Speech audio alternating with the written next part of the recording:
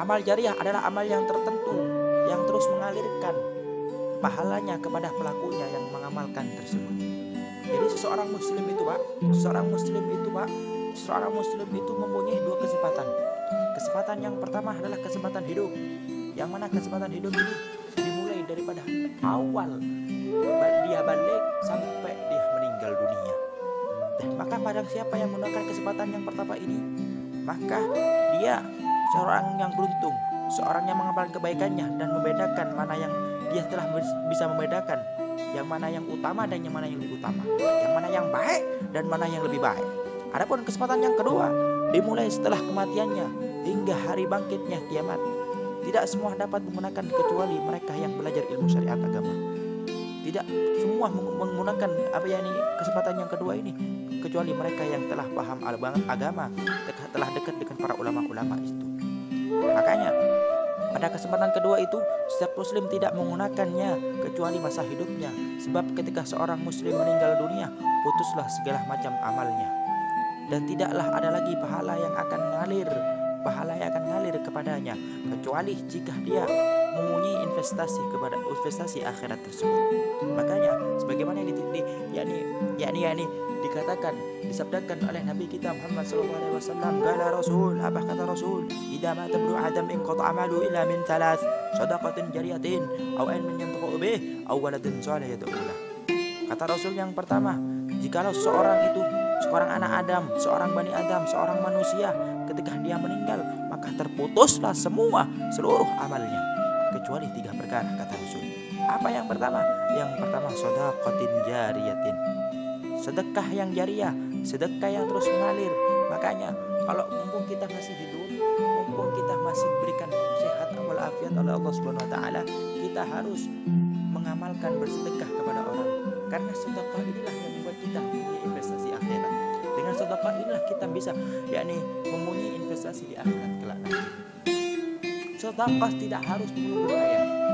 Ntar aja kalau saya kaya baru saya sedekah, tidak. Ntar aja kalau saya punya duit saya akan sedekah, tidak.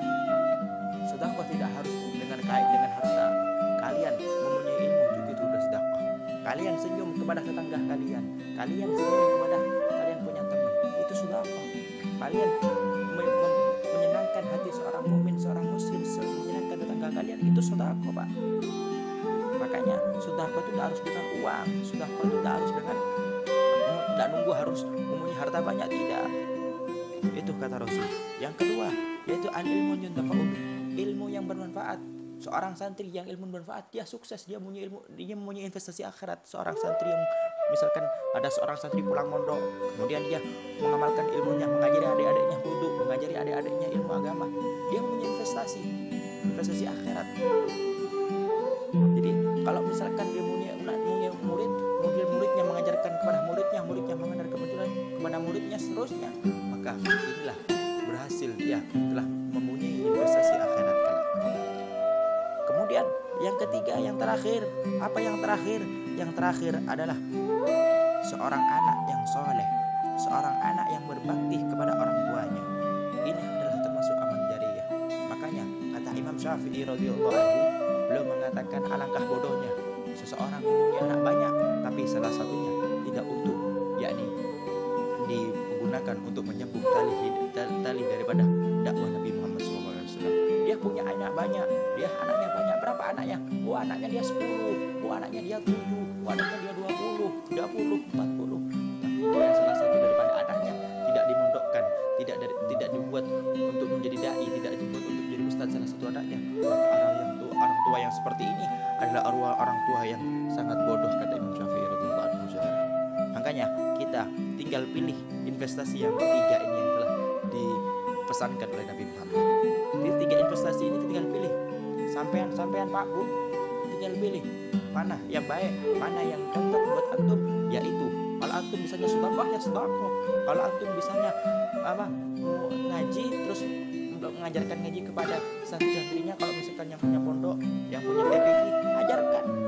Kalau misalkan tidak bisa apa-apa, tidak bisa sedekah, tidak punya uang, kemudian tidak bisa ngaji, ya udah, punya anak mondokin anaknya, punya anak kirimin ke TPI, suruh ngaji. ngaji anaknya. Kenapa? Karena kalau sampean meninggal Pak, kalau sampean meninggal, anaknya nanti yang berdoa. Otomatis sampean punya pahala, ngalir pahalanya, investasi ngalir daripada siapa yang ngirim pahala? Anaknya, karena anaknya bisa ngaji. Maka dari sini, berangkat dari sini, kita sangat memerlukan amal jariyah. Kita sangat memerlukan investasi tersebut. Karena merupakan investasi tersebut merupakan suatu hal yang masih tersisa untuk kesempatan kita, kehidupan kita yang kedua ini. Kesempatan kita yang kedua ini kita bisa diharapkan untuk menambah pahala dan mengurangi dosa kita. Makanya kita banyak-banyak kita tinggal pilih daripada investasi akhirat tersebut.